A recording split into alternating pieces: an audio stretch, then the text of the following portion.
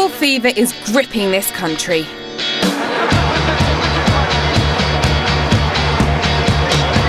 The World Cup is coming to South Africa because of one man. A man who stands for peace, equality and freedom. That man is Nelson Mandela. I've come here to South Africa to find out how he's transformed this country from international villain to a global superstar player. How did he do it? And what can Nelson Mandela's life tell me about being human? Nelson Mandela! For me and millions of people across the globe, Nelson Mandela is the greatest man alive. Where human beings are being oppressed, there is more work to be done. It is in your hands now. Everyone, including the most famous celebrities, want to get close to him. But what did Mandela do to get such an incredible following? I'm travelling across South Africa to unlock the secret behind the Mandela legend and to find out how he transformed this beautiful country. Along the way, I try and score on the rugby field. Yeah! Woo! Witness a raid on one of the world's most dangerous streets. There's a lot of guns. I get up close with some of the junior Mandelas. My grandfather definitely was the strictest grandfather in the world. And even meet people who found love because of him.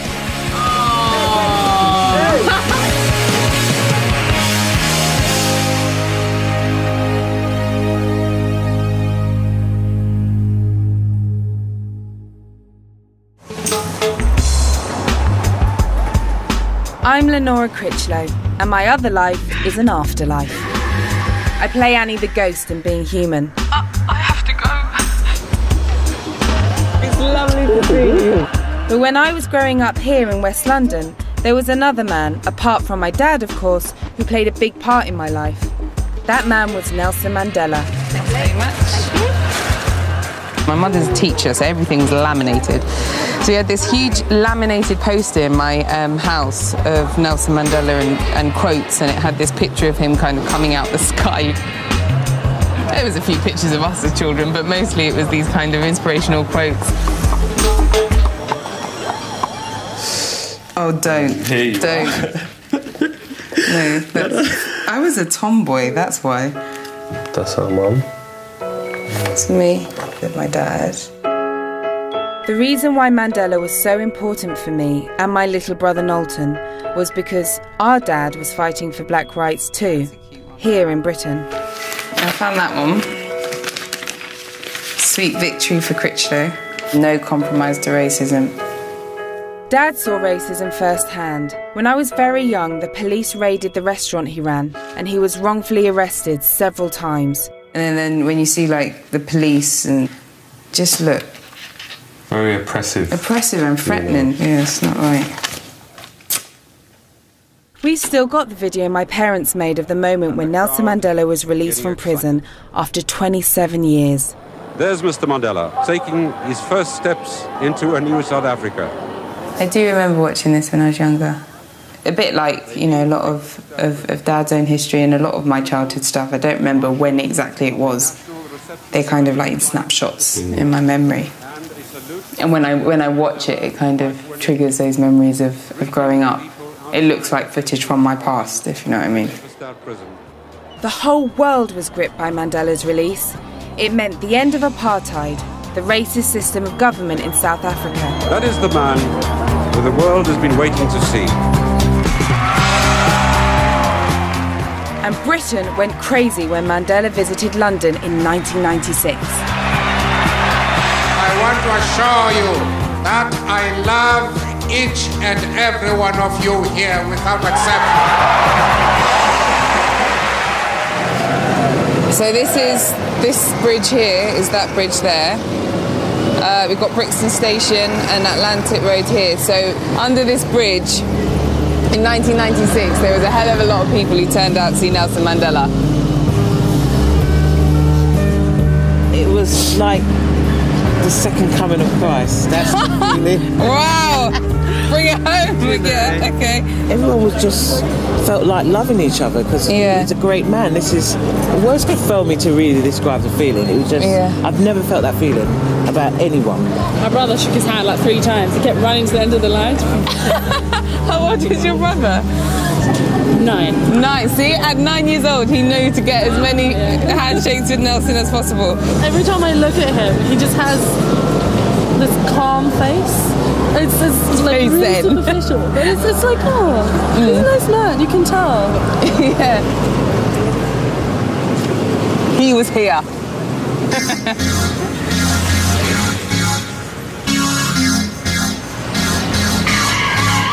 Listen to the music. Most of us love Mandela from a distance, but what about the people who actually know him? I'm off to meet Sir Bob Geldof. And straight away, he's revealing there's another side to Mandela. There's so many people. Well, he's got a fancy you no end, even though he's 967 or whatever age he is. You know, he's got to come on, like, you know. My word. Well, if he does, it's Nelson Mandela. I would like there you go. Fly home just on that. But the thing is, you actually do want to.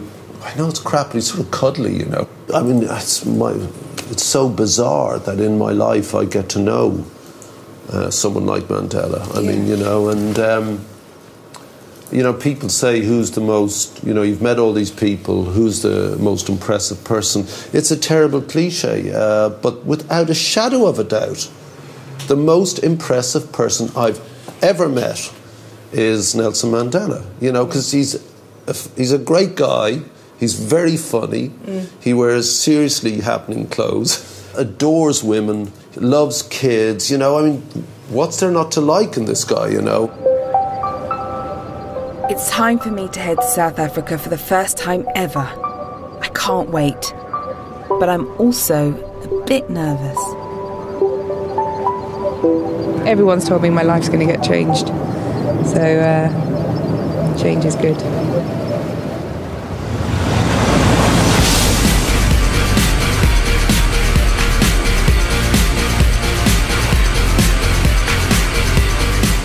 My first impressions of South Africa, oh wow. No wonder so many people come here on holiday. And in just a few weeks, hundreds of thousands of football fans will flood here to see the World Cup.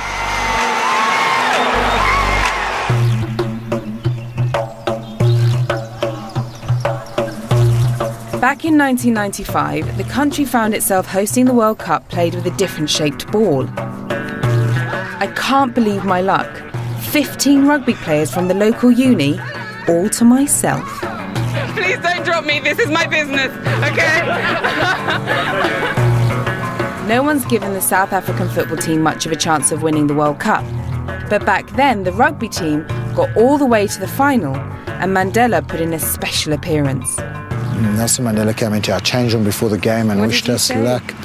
Well, it was interesting. He didn't just come in and say, "Good luck, everyone." You know, he came around and shook all our hands, and he had a little message for each person and it was very clear. He knew the game, and he spoke to each guy about his little role. And most significantly, he wore the Springbok shirt when he came in. You know, and that was just unbelievable.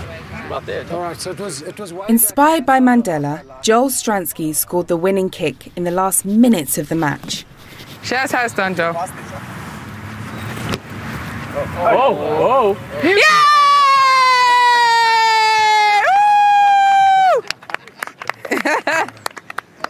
So just like that, basically?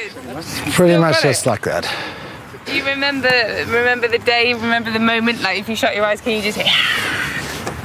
Probably not. I think there was so much going on around that time politically that I think the rugby memories fade. If I think back of some of the things that are most vivid in my mind, it's the political issues. It was Nelson Mandela.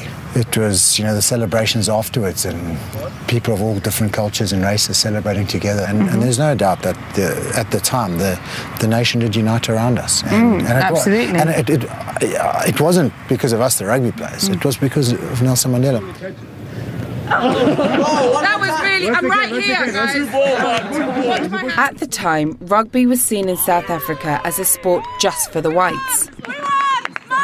Things are very different now.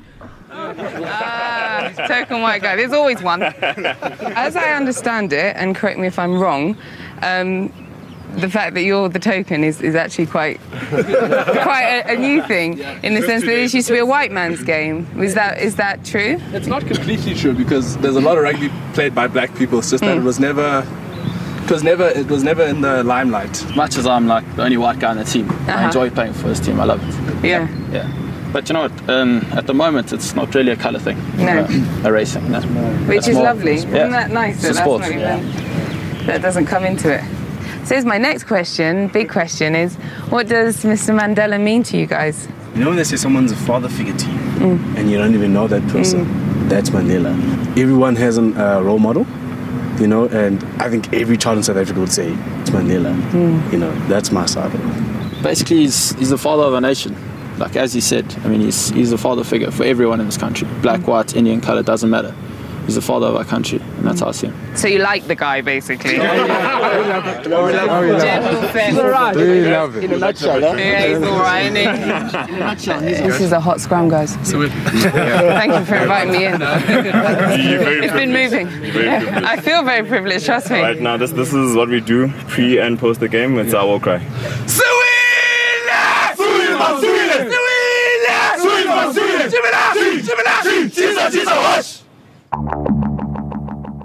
When Nelson Mandela was a young man, South Africa was a very different place.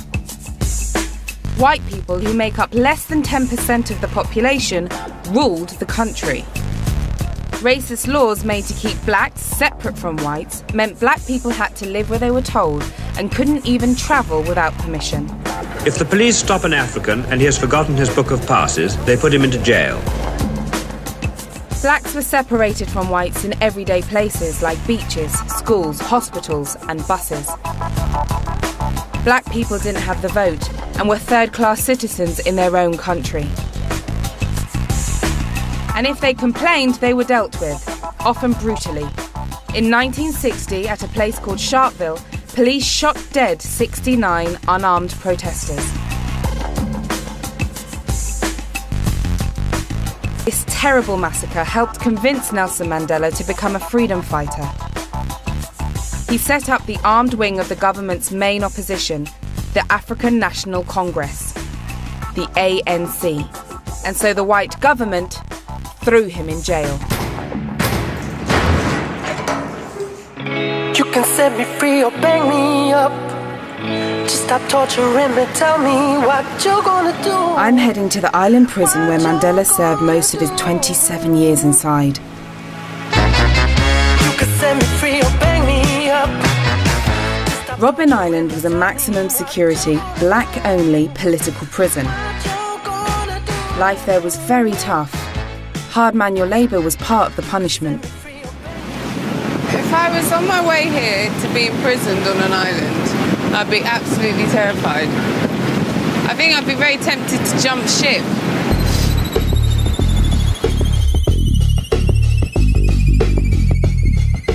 There are no prisoners here now, but they've left the building standing as a reminder of the past.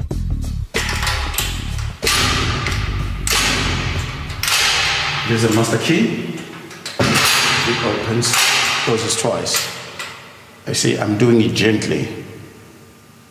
During the prison time, they will really make some serious noise, because the idea was always to affect you here. You want to come in? No. No, come in, please. I do. Come in. Mandela is a very tall man. When he came in here, he had to bend a little bit. Now, for him to spend 18 years of his life in this space, using these 2 mats and those 4 blankets, there was no toilet and shower. And so this is what was used. And if you don't like small spaces, well, this will be the wrong place for you to be in. Do you have a question? No. Let me give you a moment.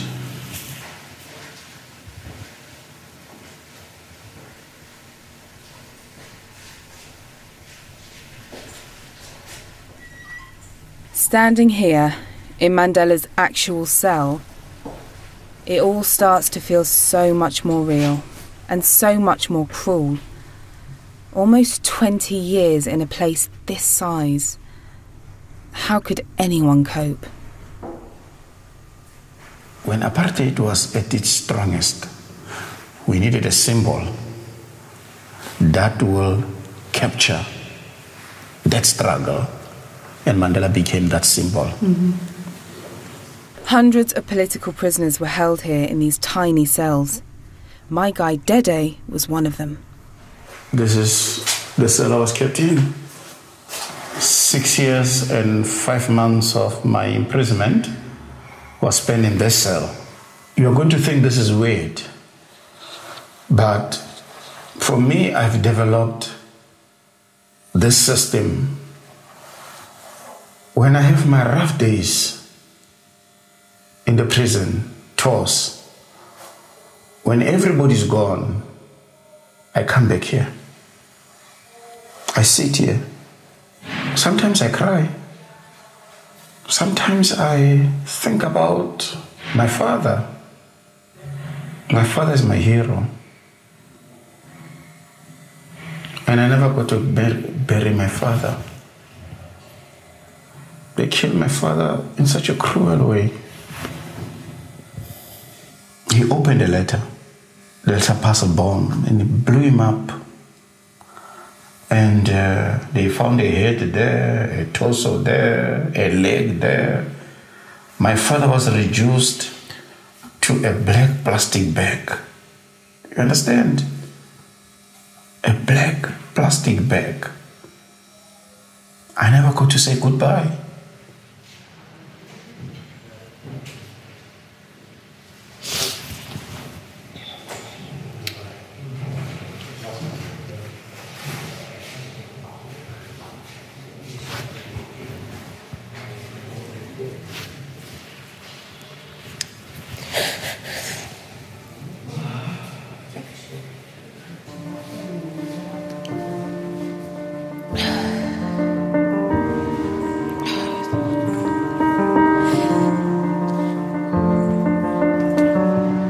Dede, you're a brave man.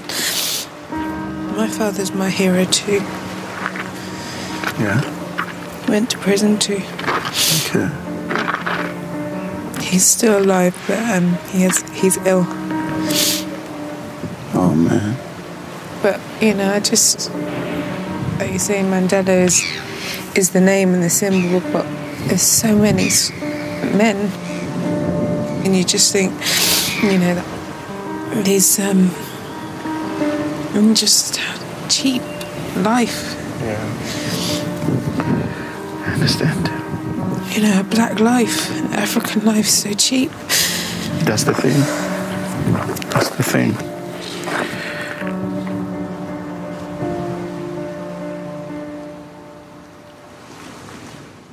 I want you right now. I need you right now. This is Loyiso Bala, a double platinum selling massive South African star.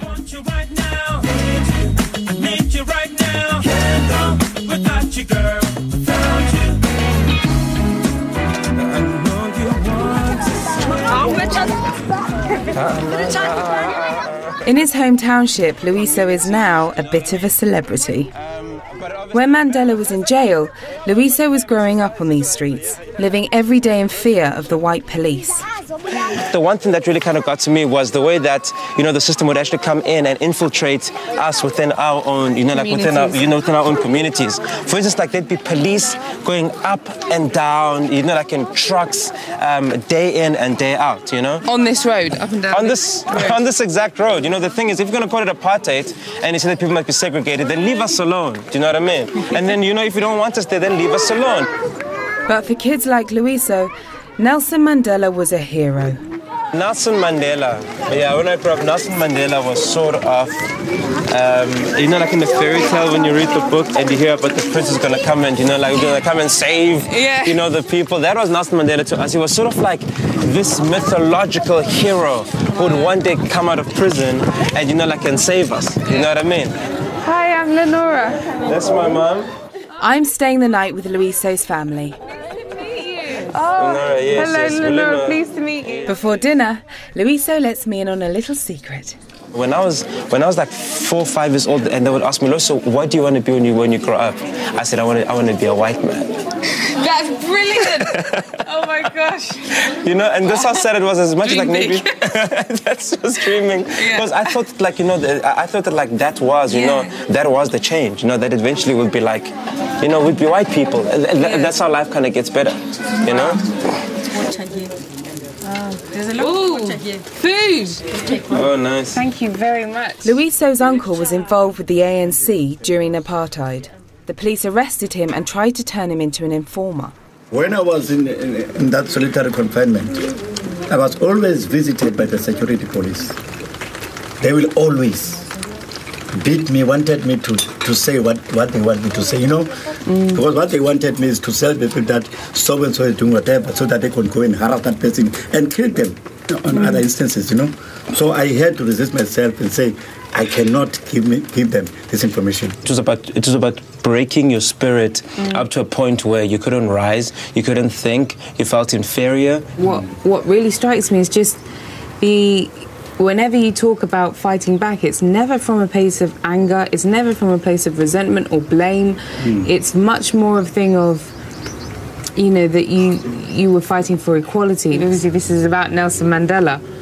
But I see where Nelson Mandela gets it from, basically.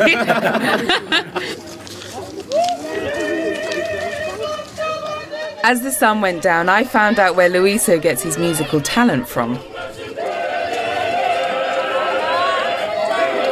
Just now I was really flagging, and then this music came out of the garage of the house we're staying in. And I went outside, and the choir rehearses in the garage every night. And this music just went straight to my core, and just it's like an injection of, I don't know, I've never taken Pro Plus, but like Pro Plus, it just invigorated me. And it really kind of sums up how this place is. It speaks straight to my heart and my soul, and it challenges me.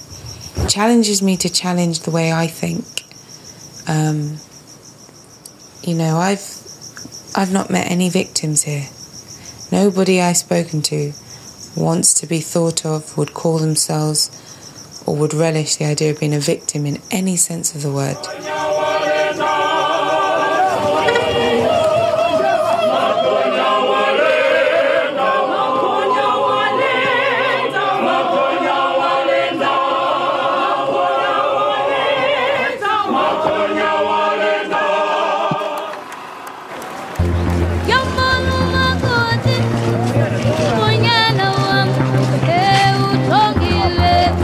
When Mandela was released from prison in 1990, South Africa turned into one big party.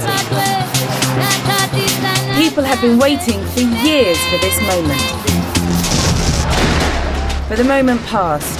Almost immediately, the country plunged into bloodshed and violence. Some white people hated the idea that Mandela had been set free. And some of South Africa's rulers deliberately caused violence between the country's different tribes, with shocking results. They used to form these columns, almost like the houses. And as a young journalist, Thandika saw the worst of it. You see this machete that was very typically used by migrant laborers, like the men who are around us now. This kind of violence was typically called necklacing. Here you see a man aflame. And how it was done is that people would put a necklace over somebody and then ignite it. So it's divide and rule, and it's divide and rule of the most vicious type. Yeah. To make it look like black on black violence. Yeah. And to give to the world an image of ethnic genocide, which never happened in this country. Yeah. And the minute that government was out of place and could no longer use state funds to sponsor this kind of thing, you saw a cessation of it.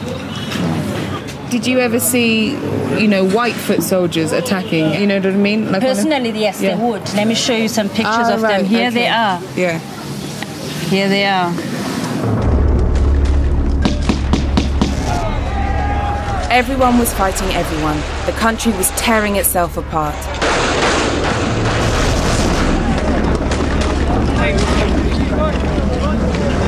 You people, let's get out now very quickly, okay? It was Nelson Mandela who ultimately stopped this violence. He told his followers to put down their weapons. Take your guns, your knives, and throw them into the sea.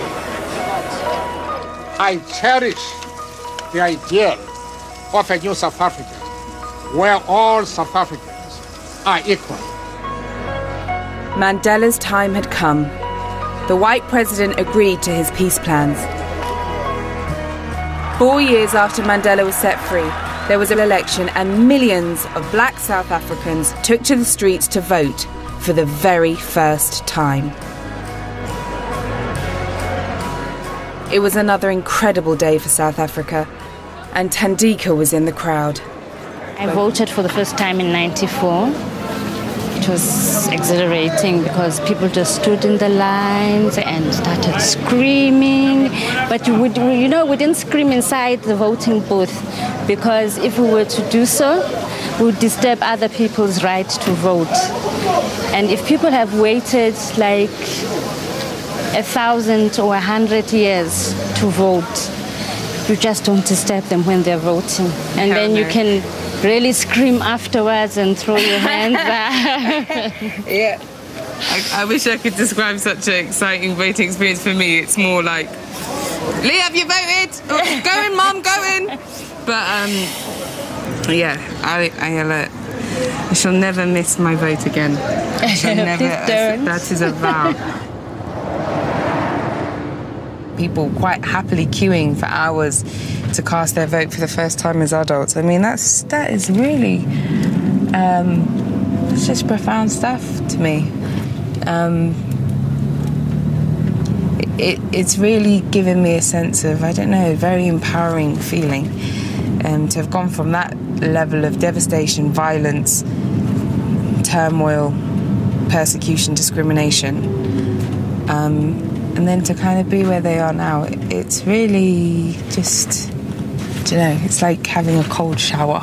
You know, it just goes, wow, wow. I, Nelson Mandela, do hereby swear to be faithful to the Republic of South Africa. Mandela became the first black president of South Africa in 1994. Overnight, people who had hated each other before joined forces. It's amazing how one man managed to unite such a divided country.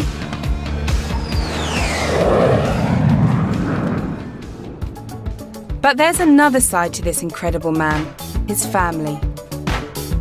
Nelson Mandela lost 27 years in prison, but he still found time to have 3 wives and 6 children and 27 grandchildren. At 91 years old, he doesn't do interviews. So today, I'm meeting the next best thing, one of his grandsons in Durban. He even looks like him. We're outside one of the prisons that Mandela was held in. Nice to see you. How are you doing? I'm good. How you doing? I'm okay. How is he like as a grandfather? Is he hands-on? Not much hands-on, but whenever you meet him, he'll always ask you what you're doing. He's always interested. And what was your earliest memories of him growing up? He was very strict, and he used very unconventional ways to try and instill some sort of discipline. I remember I'd lost my jersey, school jersey, twice. And obviously he was angry, and he was like, you don't have any value for things, you're very careless. Today you must sleep outside, you know? So basically... Sorry, I like that.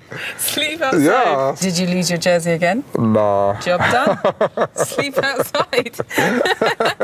Wow. Did he ever raise his voice? Did he ever... Sometimes he'll be in a good mood. And he'll be, telling stories one after the other.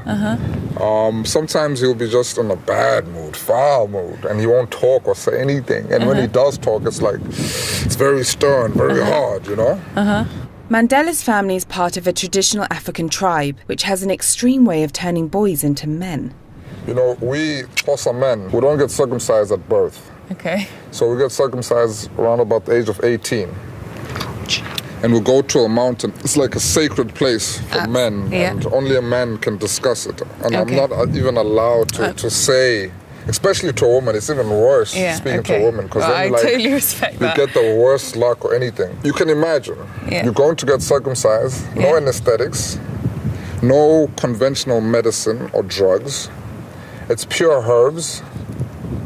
So you are getting cut with a hot spear that's been chilling in flame with hot, sharpened, and you get treated with natural herbs. And as you can imagine, you have to be a man to go through that whole experience for a month. Yeah, I'll say. But if you want to know more about it, they breed their men tough here in South Africa. Maybe that's where Mandela gets his strength from. Before, it felt like I had an almost animated cartoon version of him in my head, and now getting to know him, I'm not, the amount of respect and admiration for him is not at all being, is not wavering or, I'm not sure now. I'm growing in appreciation because he is becoming that much more real to me. In 1999, after 5 years of being president, Mandela stepped down. He was 80 years old and thought that younger people should be running the country.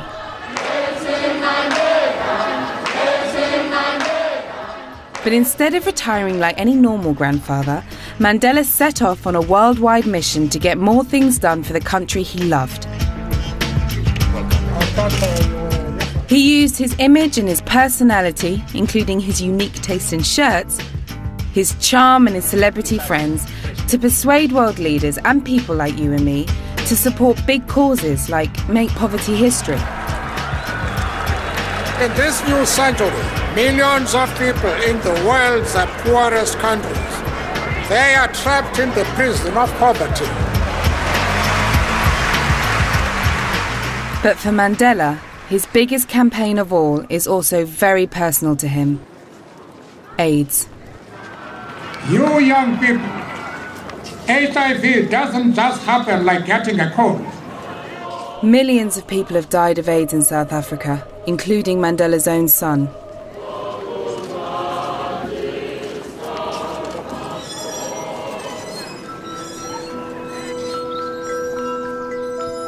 Another tragedy of the disease is that now 1.5 million children don't have parents.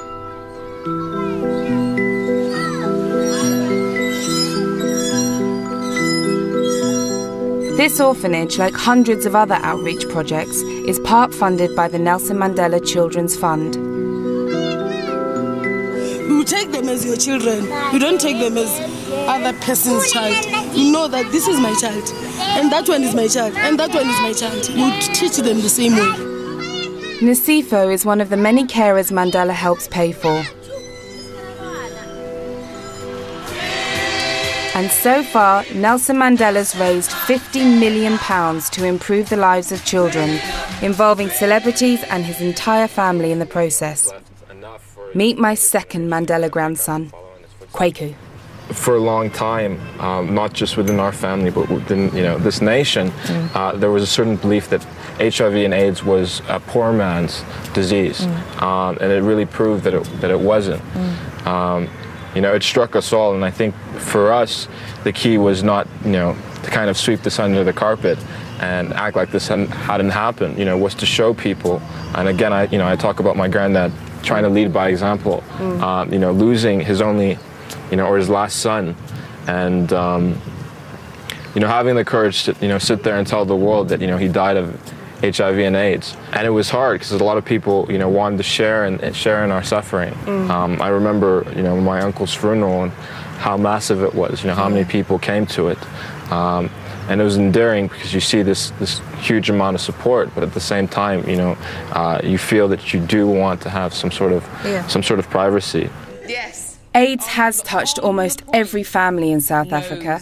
What about your hair? But fewer people are now being infected. And for me, this place is not sad. It's surprisingly full of hope.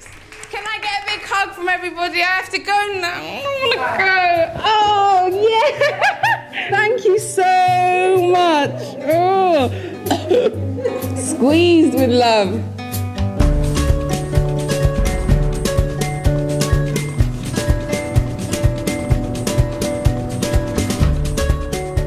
My journey so far has been packed, and I feel like I've seen so much. The more I see of this amazing country and its people, the more I feel at home. This is a country that knows how to eat, drink and relax, and how to have a good time. It's funny, you know, sort of one of the very standard ideas that come with Africa is the idea of kind of, you know, starvation. Listen, every other place to stop, there's some serious barbecuing going on. So, just for today, just for here, no one's going hungry. Time for a night off in one of Johannesburg's exclusive nightclubs.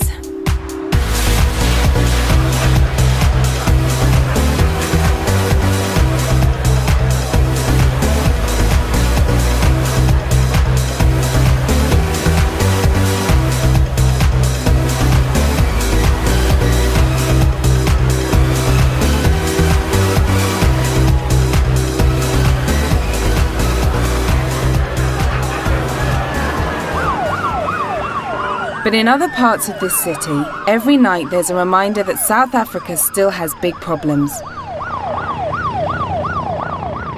Crime is massive on these streets.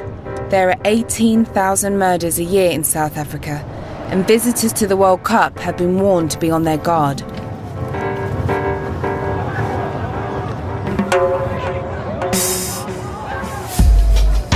I'm heading for a township called Alexandra. It's got a pretty scary reputation. It's not safe for outsiders to drive here at night, let alone get out of their cars. So I'm joining the police on patrol. Already tonight, a man has been stabbed to death. The police are stopping and searching people, hunting for weapons.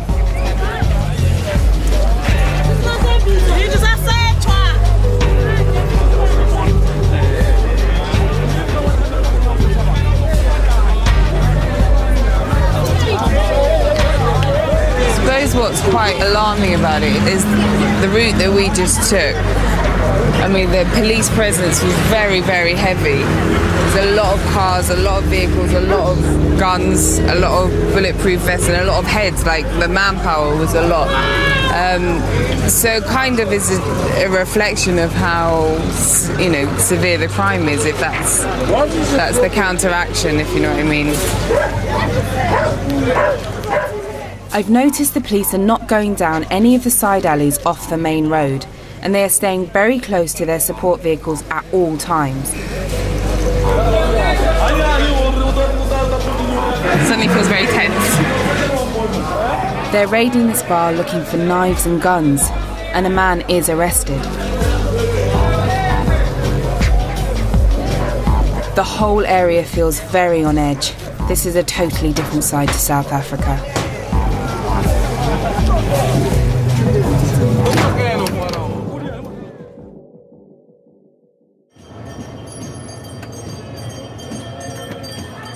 It's the morning after, and I've come back to Alex to see what it's like in the daylight. Being here this morning certainly feels like what was all the fuss about last night. Feels safe, feels open and friendly. Something about it being Sunday, and I've seen quite a few people obviously in their Sunday best.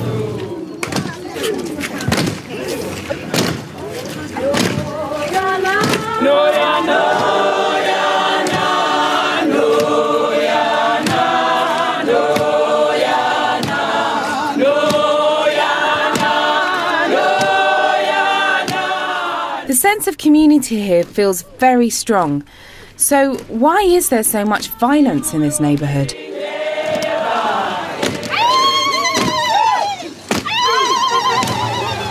In the crowd, I get chatting with a woman called Tembe.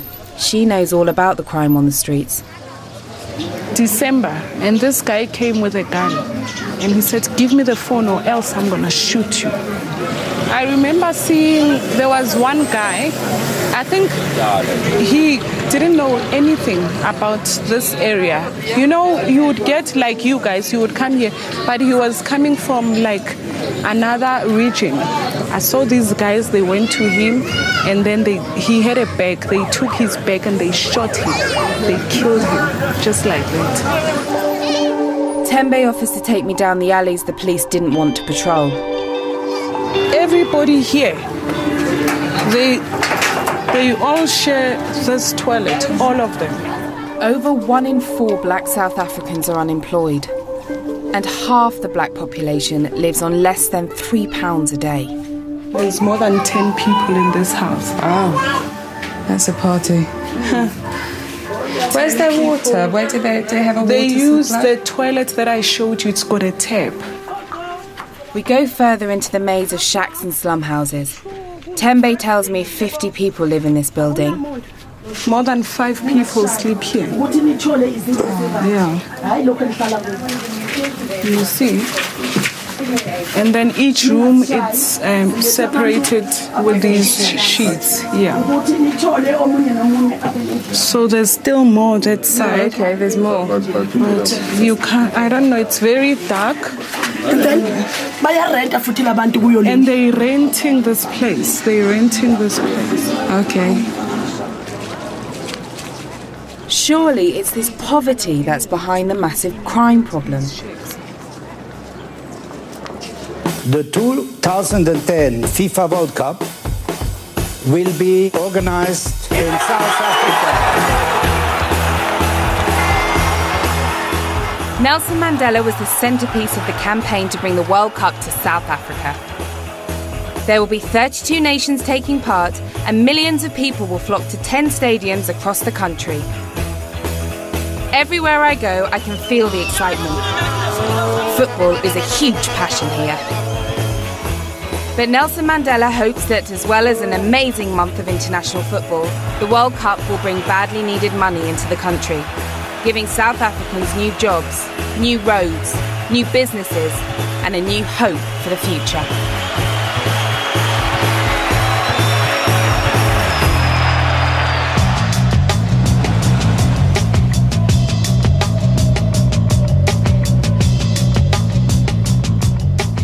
But for all that hope, the problems I've seen in this country are still a long way from being fixed. And I've heard that there are some people in South Africa who have mixed feelings about Mandela. My next stop is a township an hour's drive from Johannesburg, and notorious for a massacre 50 years ago, which will never be forgotten. Seppo is a human rights worker. In the first picture that you see here, there's where people coming. You can see it's a lot of people. That's more than a few hundred. Okay. You can see they're not armed. They're not carrying any arms. This is what happened subsequently. At the place where we are standing now, you can see all of these people have been shot. Most of them have been shot at the back. Most of them were running away as they were being shot with live ammunition. You know, official statistics say 69 people were killed, but people suspect that it's much more than that, you know. And that really brought the world attention to the brutality of what was happening in South Africa. Before that, you know, the world was in denial. Very, very significant side, because after this massacre, people got to know about what was happening in South Africa. Yeah. Hello. Hi, I'm Lenora. There are still people here who remember that terrible day. Hello, I'm Lenora.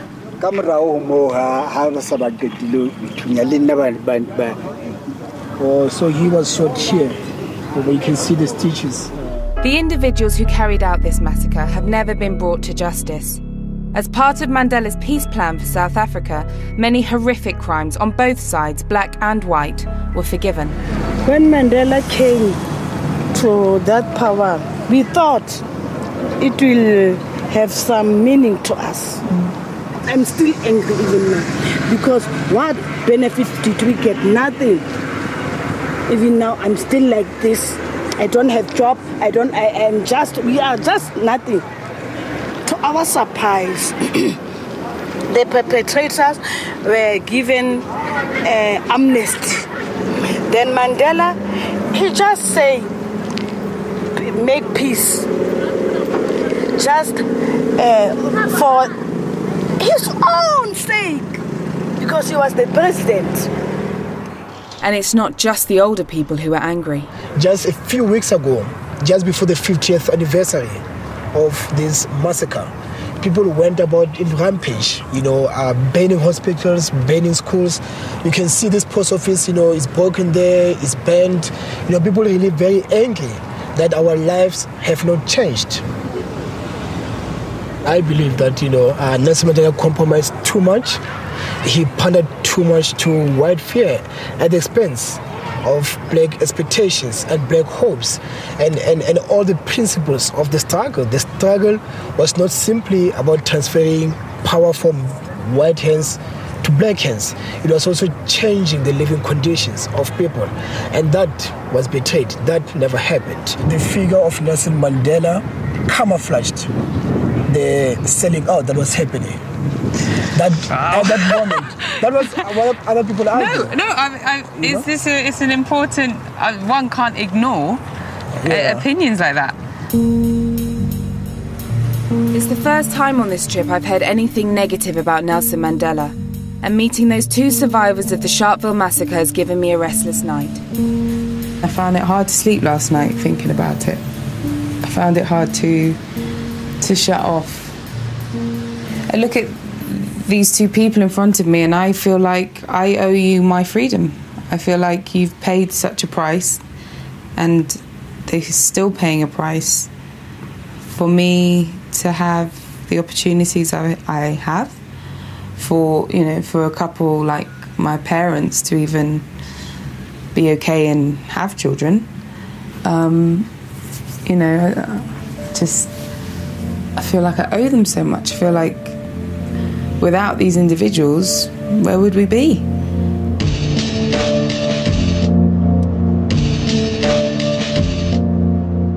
It seems a shame these people who Mandela's worked so hard to help now feel let down.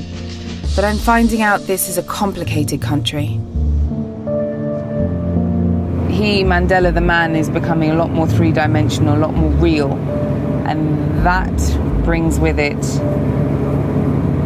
the flaws, the things that aren't finished, and perhaps some of the things that weren't done so well, if I can say that. Or the mistakes. We all make mistakes. And some black South Africans think the biggest mistake Mandela made was leaving huge amounts of money in the hands of the whites, instead of spreading it around. It brought peace and economic stability to the new nation, but not the equality that Mandela may have wanted. I'm heading to rich white South Africa. Many whites now live in ultra-secure compounds because of the high crime rate. And despite their wealth, a few of them are very unhappy with the new South Africa. Hello, Joe. Yes. Hi, Joe. I'll let you open up your... Very secure. Hi, I'm Lenora. Pleased to meet you. Pleased to meet you too. They weld these bolts to the whole system so that they cannot be taken off the wall. And we have lights here. We've got lights over there, everywhere, just to make sure that there's nothing hiding in any corner. And you're in a gated community. I mean, seriously, this does look like prison bars, doesn't it? It's like the house is built like a cage, basically. The house is built. If there's a fire in here, and it's here, we can't get out. Oh my gosh. Can't win. Johannet has been the victim of violent crime before. So everywhere she goes, she carries a walkie-talkie that's connected to a neighbourhood response team. Johannet thinks that Nelson Mandela's project to unite South Africa's people has failed. In terms of the future of South Africa, I think that we have had 16 years to prove that we can stand together, and we haven't proven that. For me personally, I would say that it would be better for my people, for the preservation of our culture and our language to be separated. And how would that work? I don't quite understand. Well, basically, there is a group in South Africa that is actually working towards this. They are called the Volksraadsverkiesingscommissie. And this commission, what they are trying to do is to gather all the people of our culture and vote for our leaders of our new country. Do you think that's a better goal to be striving for over integration? Yes, I believe it is a better goal, because Europe is not one nation. All the countries in Europe have got their own culture and their own language, and they want self-determination. If you throw all of them together suddenly, it's not going to work. Is it ridiculous and naive to think that these differences in culture and language in South Africa's context could live harmoniously together? Is that a silly thought to you? Well, it's not silly. If it could work, it would be great. But I think South Africa is not going in the right direction. It's not going in the right direction for my people, my Afrikaans people. We are being treated as second-class citizens. That part about being separate and having, you know, her and her people, as she puts it, having their own separate part of Africa, their own country in essence, I just like... this just sounds a bit like repackaged apartheid to me.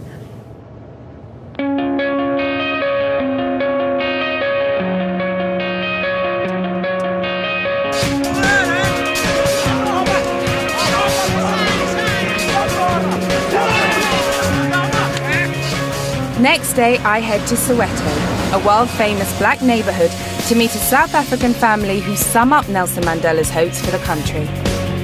Knock, knock. Hello. Hello. Hello, Brenda. As a mixed-race couple, Brenda and her fiancé Werner can honestly say that they fell in love because of Nelson Mandela. 20 years ago, their relationship would have been illegal. Now, they have a 4-year-old son. So I'm going to just get straight to the point and ask you how you both met. It was 2004. We met through friends that introduced us to each other. It was love ever since. Love at first sight? Yeah. See, it does happen. It does happen. Thank God. I'm convinced it happens. It happens. Oh, did you not know that? That looks like it's news to you. No, she should know that because her hair was wild like this the morning when I met her.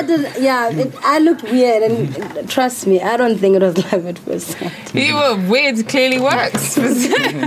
How did your family react to bring home? My grandfather once asked my grandmother, because he used to come over to where we stayed, and he would make lunch for my grandmother and my grandfather. And my grandfather once asked my grandmother, "Did you ever think a white man would be making you lunch today?" And she was like, "No, she never thought it was going to happen." Yeah. Can I ask what you guys think of Nelson Mandela? I think he's a great man. Mm-hmm. He spent 27 years in jail for me. If it wasn't for him, I wouldn't be where I am. I wouldn't be with a white man, with a colored child. I wouldn't be able to go anywhere. For him to come out and not have any grudge against white people or and not just white people, but any race, for him to fight all those years and then come out being the person he is,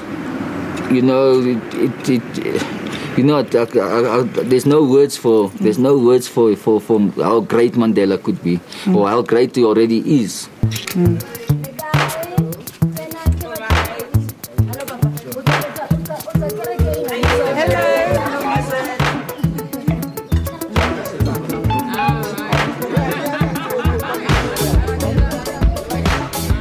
Mixed-race relationships like this are still not common in South Africa. But I'm pleased to say that most of the people I've met on this trip see nothing wrong with them. And that shows just how far Mandela has brought this nation in 20 years. This place still does have some serious problems, but I'm hopeful, really hopeful for the future here.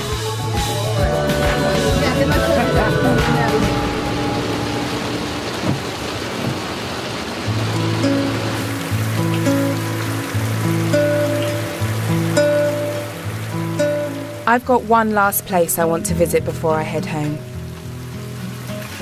I can't meet the man himself, but this place helps me feel close to him.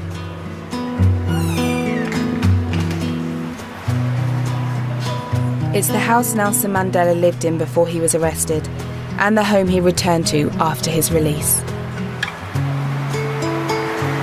It's actually really nice to be quite still in this place, and that the rain coming down is something very calming and soothing about it, something very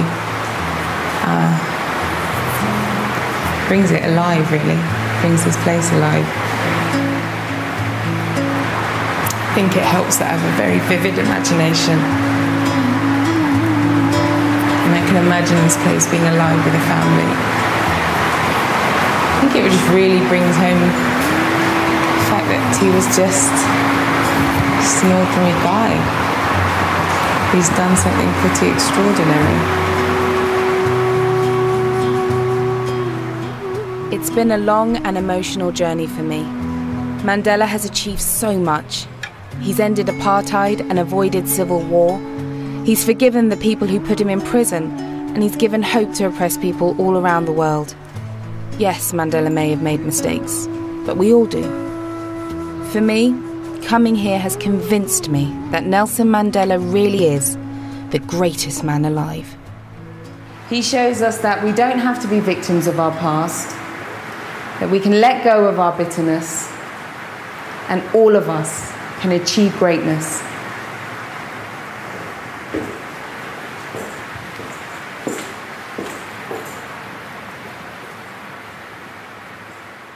Free, free, free, Nelson Mandela.